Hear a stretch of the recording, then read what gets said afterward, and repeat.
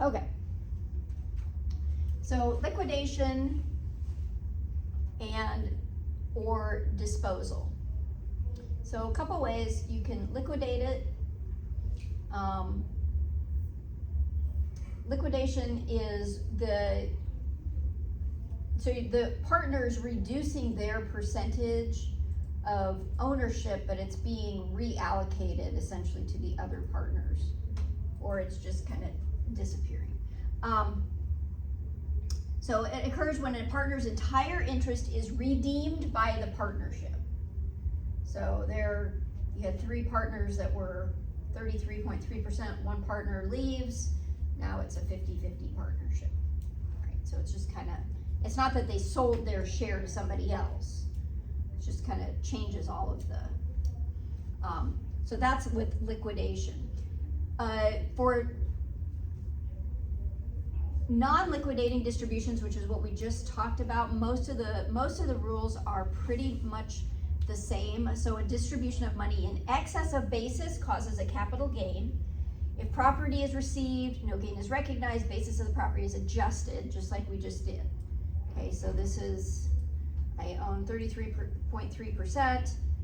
My basis is $50,000, and in order to get out of the partnership, essentially the other 2 partners, pay me $50,000 to get out. Now I have no basis, but if they pay me $60,000, my basis is $50,000. Now I have a $10,000 capital gain, just like we talked about before, right?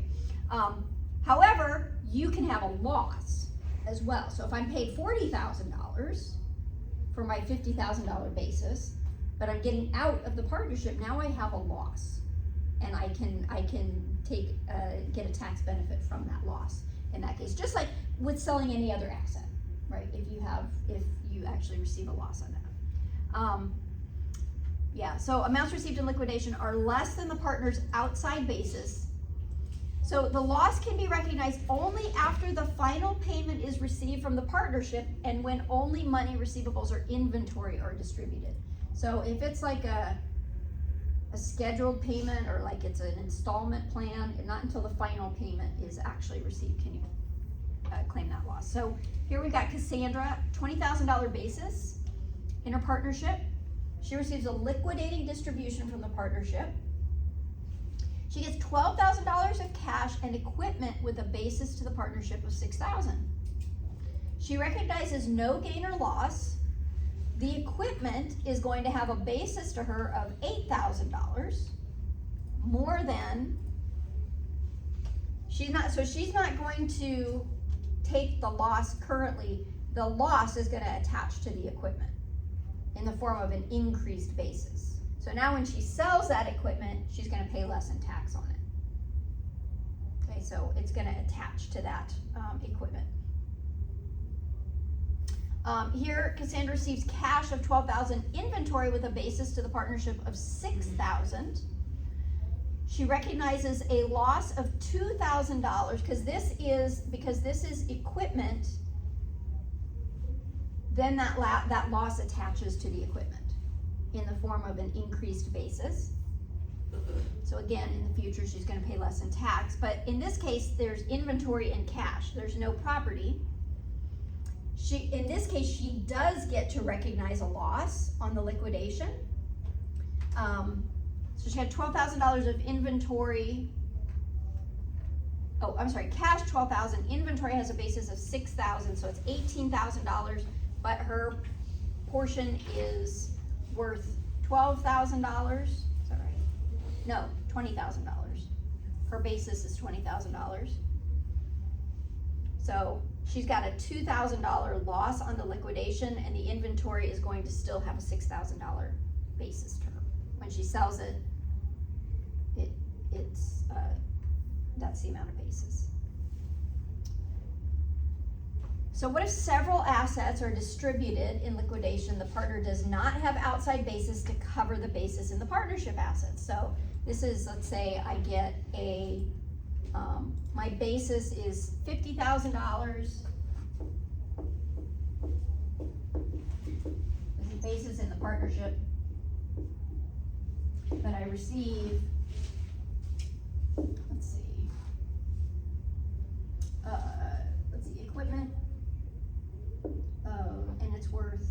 40,000, and a building that's worth, I don't know, 40,000. Now I'm receiving $80,000, but my basis is $50,000. So the partner does not have outside basis to cover the basis in the partnership assets that were distributed. Outside basis is allocated among the distributed assets. So the partnership basis is first reduced by any money distribution. So I don't have any, well, let's just say we have some cash. Oh, 10,000.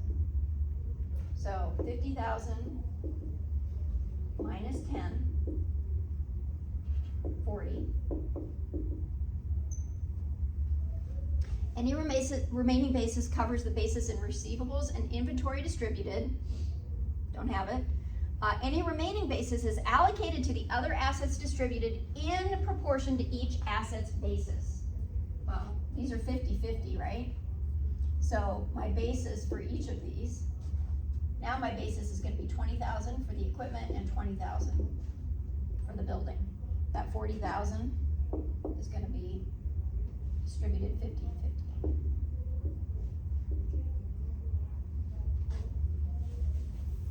Here's another example. So Kelsey has a basis in her partnership interest of 10,000. She receives the following. So all this stuff she gets, what is that? 8, 9, 10, 11. $11,000. She doesn't recognize any gain or loss. The $10,000 outside basis is allocated. $3,000 for the cash.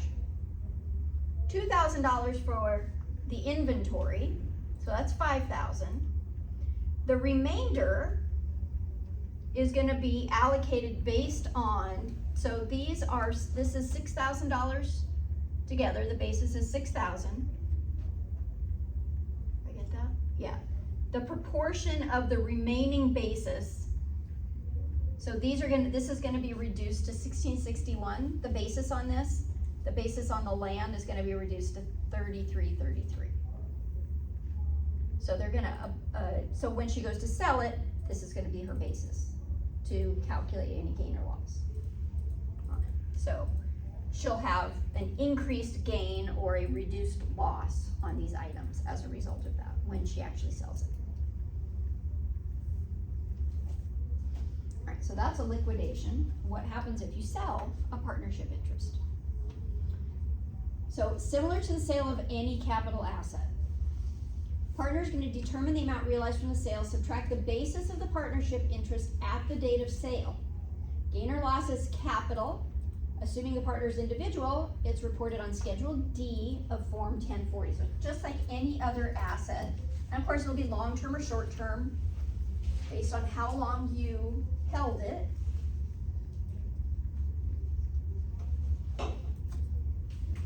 So here's an example of that. We've got Jana purchased a 30% partnership interest for $23,000.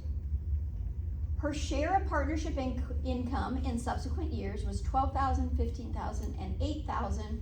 No additional contributions or withdrawals. So we're doing this just for the purpose of determining what her adjusted basis is in that partnership, right? It would have increased because of all this income. Beginning is what she contributed, and then she had income in all these years. So her total basis was $58,000. She sold it for $74,000 at the end of those years. So now she's got a $16,000 long-term capital gain. So just like any other asset, all of that adds to, there may be some instances where some of it is not capital gain if the partnership had some inventory or receivables, because if that was collected, then it would have been taxed at ordinary tax rates. The partner is going to share, let's see, partner is allowed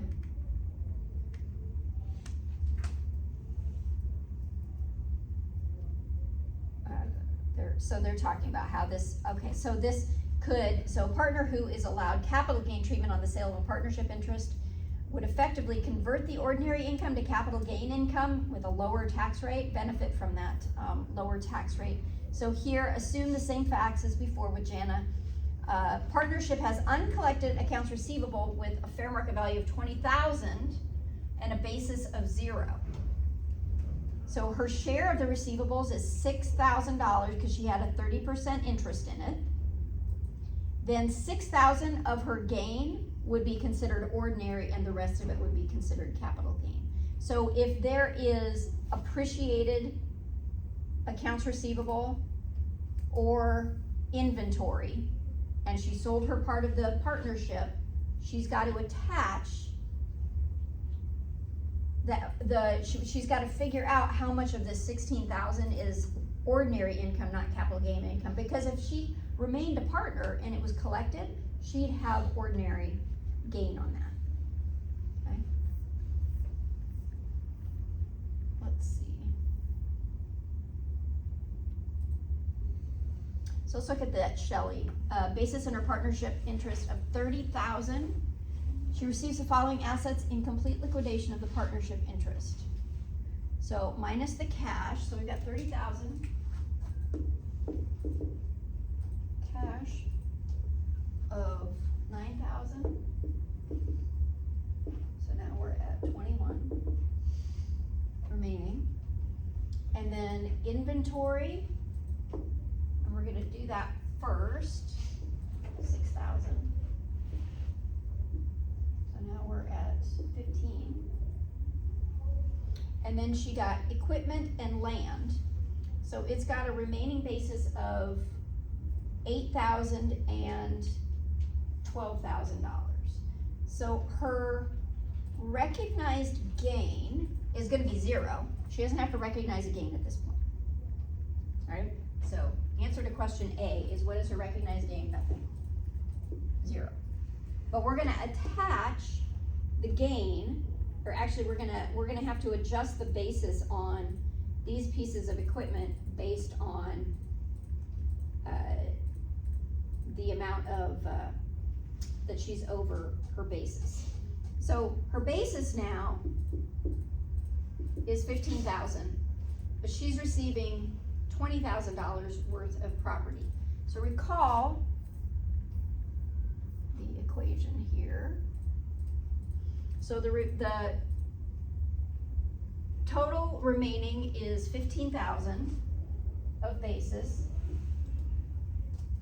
15,000. And then we're going to multiply by the value divided by, did I do that right? Yeah.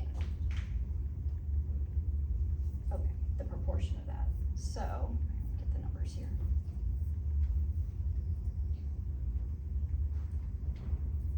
So 8,000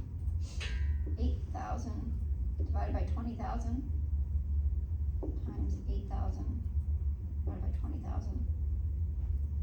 And this is going to be our amount we adjust it by.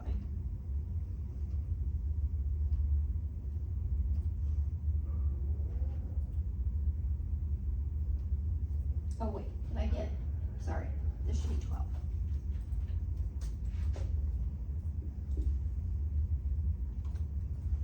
So 40% times 15,000, 6,000, whatever the remainder is, so that'd be 9,000, right? So her basis now in the equipment is $6,000. Her basis in the land is $9,000. Where did the 20,000 come from? So the 20,000 is the sum of these two. Okay, got it. Yeah. So the proportion of that, of the total, like the 8,000 of the total assets, times the remaining basis. So we've got remaining basis, which was 15,000, times the original basis, right? So remaining outside basis times the, what do I want to call that?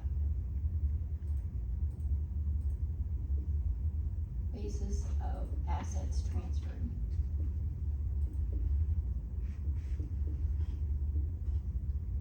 Divided by basis of asset transferred, total basis.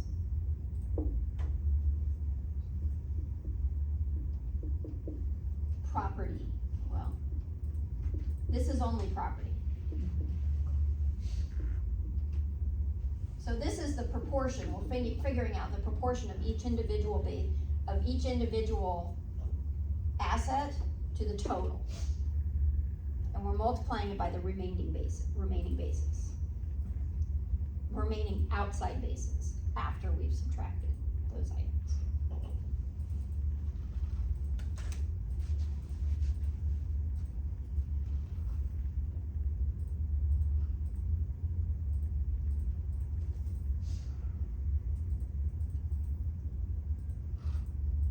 So Callie, 60% interest for 55,000. Income, her income, those amounts, no additional. And then she sold it for 107. This is a pretty, I mean, we're just gonna add 55 plus 18 plus 26. And then 107 minus the sum of all of those equals her gain or loss. None of it would be, there's no inventory or anything, so none of it would be capital. It's all gonna be, I'm sorry, none of it would be ordinary, it's all gonna be capital.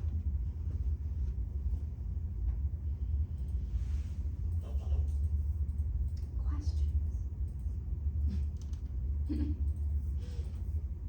Let's see, what else? This is just a comprehensive example. I'm not gonna go through this.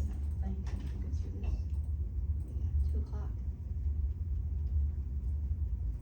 Let me see if there's anything here I'd wanna point out.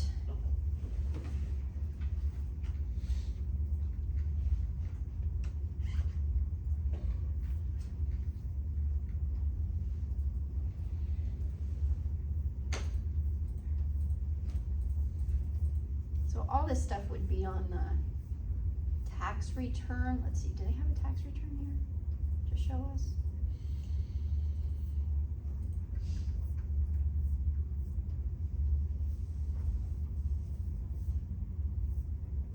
Yes, okay, so this is just showing where everything would go on this tax return, from all of those items up there.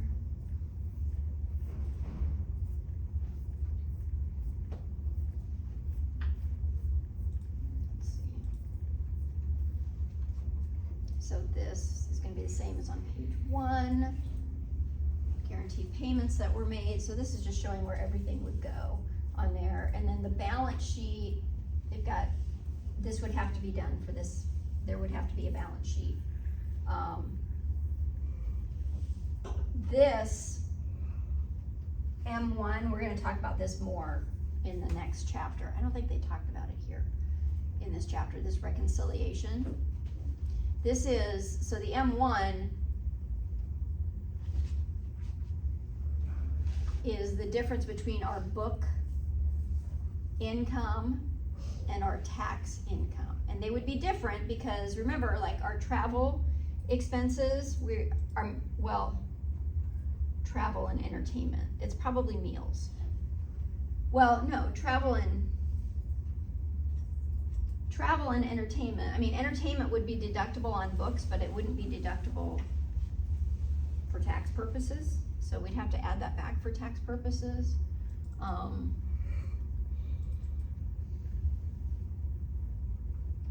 would be one of the items. Well, I guess they don't get much into that in this chapter, but the next chapter we're gonna talk about the M1, because we talk with corporate tax, we have an M1 as well. We have to reconcile between tax and book. All right. Questions?